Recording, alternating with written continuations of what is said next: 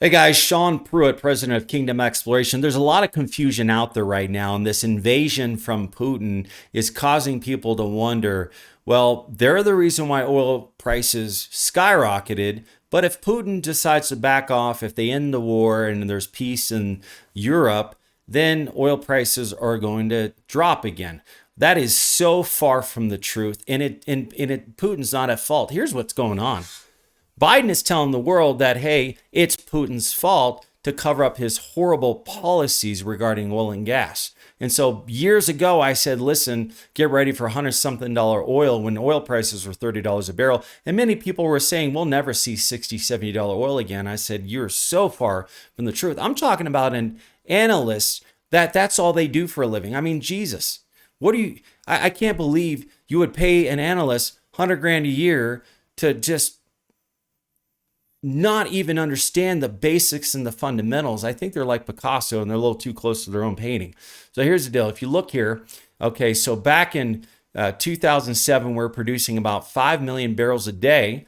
And that's because there was only conventional oil. Conventional oil, you need what you need to find apexes. It's like hitting the top of the rainbow. Underneath the ground, there are several layers, and imagine it looking like a rainbow. The top of the rainbow is the apex. The apex, oil and gas migrates to its highest point within its own structure. Okay, so that means you got to hit the top of the hill to get a really good production in conventional oil. Well, there's only so many apexes in the world. Once they discovered all of them, what next? They started going offshore, but then they discovered shale. Shale oil and gas is a blanket formation. You don't need an apex, but you need to spend $10-20 million for a frac.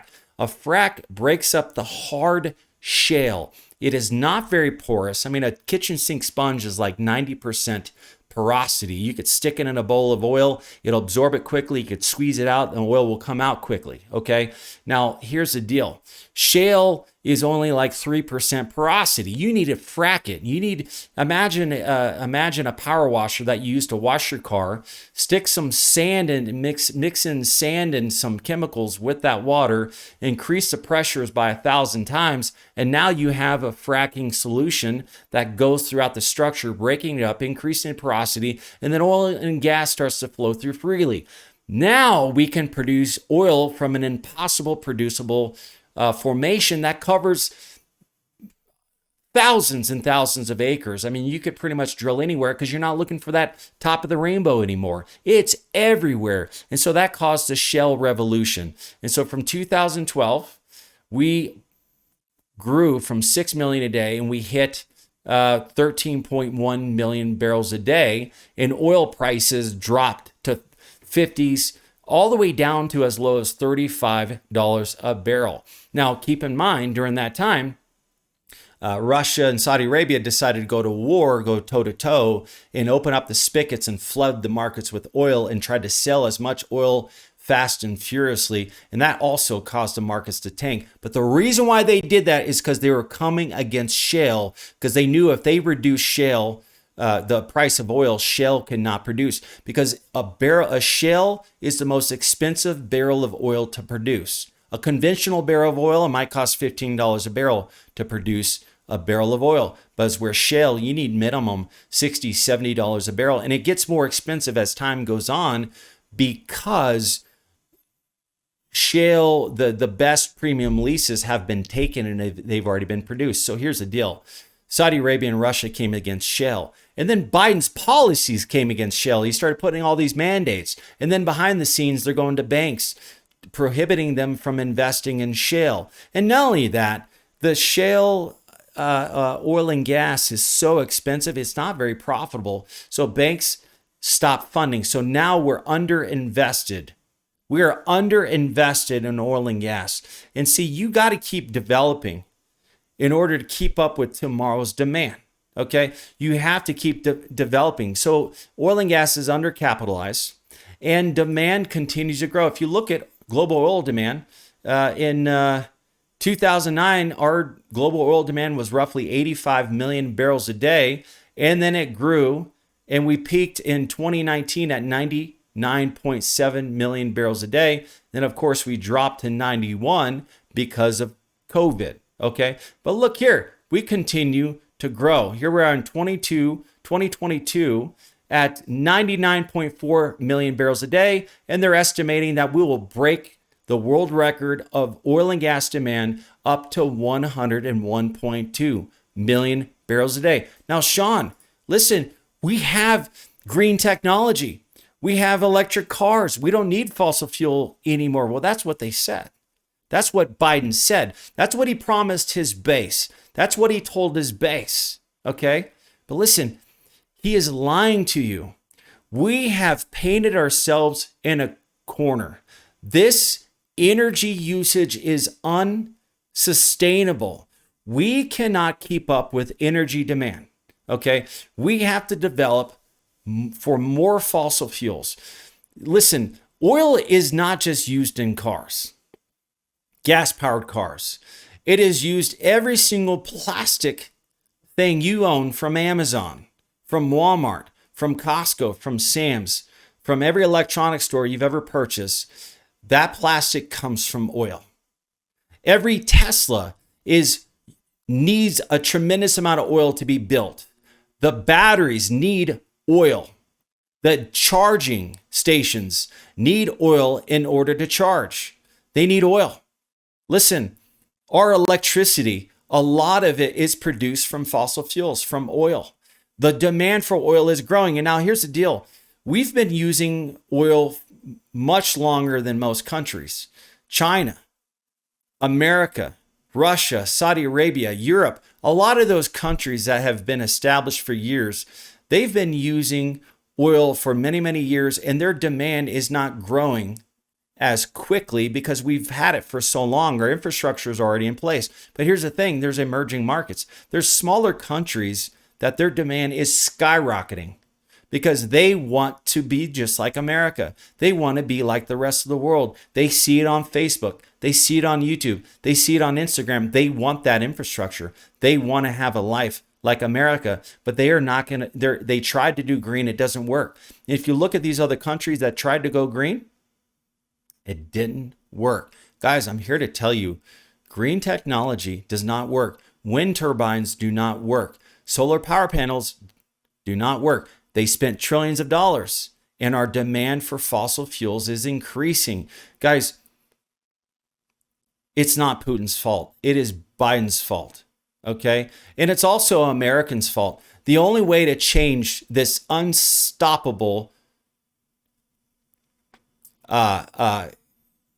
hunger for energy is by changing. We would have to stop driving. I'm talking about electric cars too.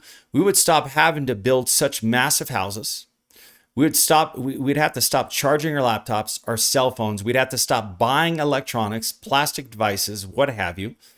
There's many, many byproducts from oil that we use every day in our home. We'd have to stop using those things and change and go back to the days of medieval times.